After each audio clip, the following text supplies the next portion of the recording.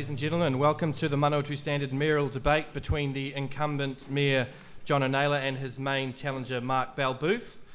I'm Michael Cummings, the editor of the Manawatu Standard, and the two men next to me were invited by me to participate in the debate based on the results of an independent poll commissioned by the newspaper. The Mayor is not only a leader within the city, but they are often our ambassador and representative to the rest of the country. The role is a demanding one that no candidate should take lightly. Both candidates know what it takes to run the city, but only one can win the mayoral chains next month. Tonight, a series of 6 questions will be put to the candidates, each covering a prominent or topical issue relating to Palmerston North's governance.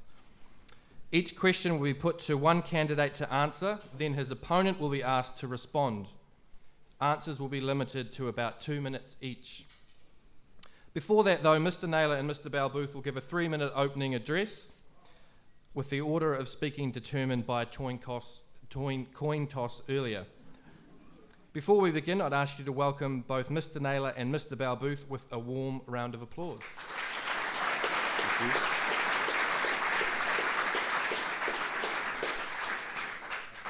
Hey, well, thank you very much, and thank you for coming out this evening.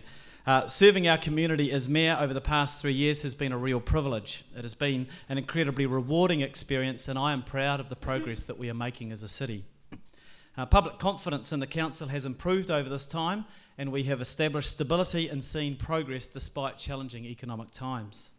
Some highlights for me for the last 3 years have included our population growth, which has exceeded the national average and signals to me a growing good perception of Palmerston North because people are choosing to move here.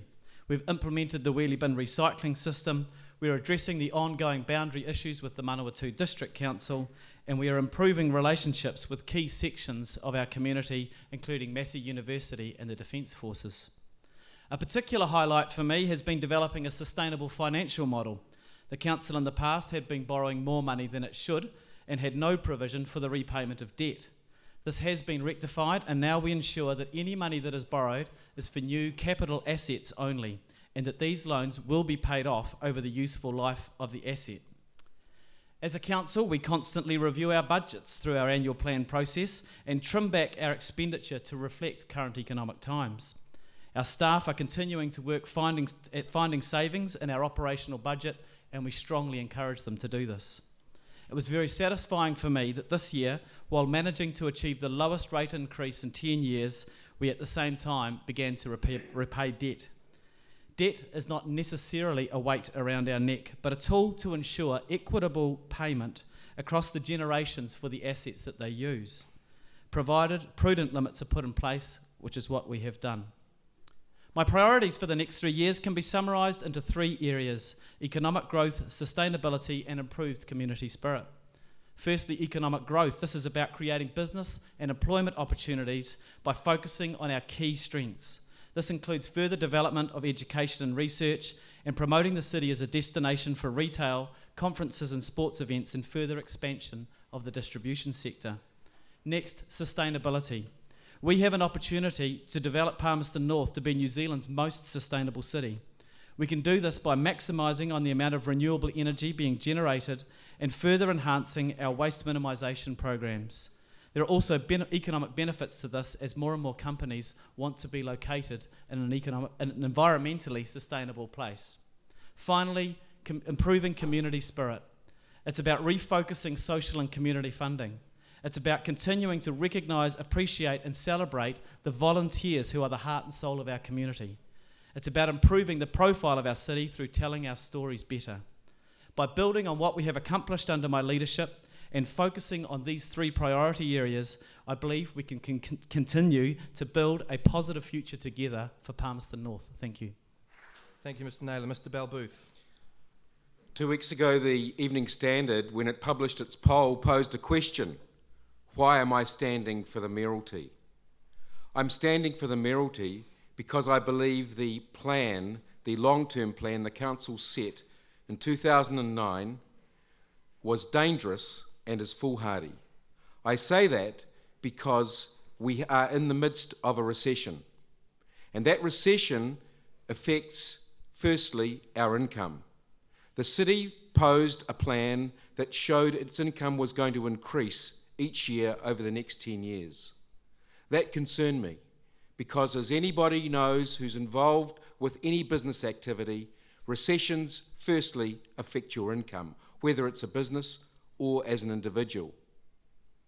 I believe that the effect of this recession will also be compounded for us as a city by loss of property value, and more importantly also because of slowdown in development income. Those three things raised serious concerns for me. I know Jono Naylor very well, and I have a lot of respect for his skills and his talents. But this is a recession, and the next 3 years are very important to Palmerston North. I would love to say that I can do something about economic growth, but I'm not going to say it. What I am going to say is that there are a number of things in the way our council is running that do need to be addressed. And they are hard decisions. Because councils focus on two things: tasks and jobs. For every task, there are jobs. And for every job, there has to be tasks. And we need to go back and balance the tasks and the jobs. We need to go and look again at how much money we have available. Because despite the understanding that the council want us to pay back debt, the amount we're planning to pay back is a fraction of the amount we're planning to borrow this year. And that concerns me, because this election happens once in 3 years. So in 3 years, we can go seriously awry. And this plan is a long-term plan. It projects that you, as ratepayers, can afford rate increases of 5% or more in each of the next 5 years. I don't believe that's possible. I do believe we've got to go back and look at our structure, look at our costs, and reassess every program. There are programs that I see that do need to come out of the work program. For example, the velodrome. I do not support spending $3 million at Massey University at the moment to build a cycle velodrome. So the hard questions, as much as I'd like to focus on sustainability, community spirit and economic growth, there are hard questions that need to be addressed. And really for you, the choice is very clear. It's whether you have someone who does a fantastic job in leading community spirit, or whether you've got someone who's prepared to take on the hard issues. That's time, Mr. Bell-Booth. Thank you.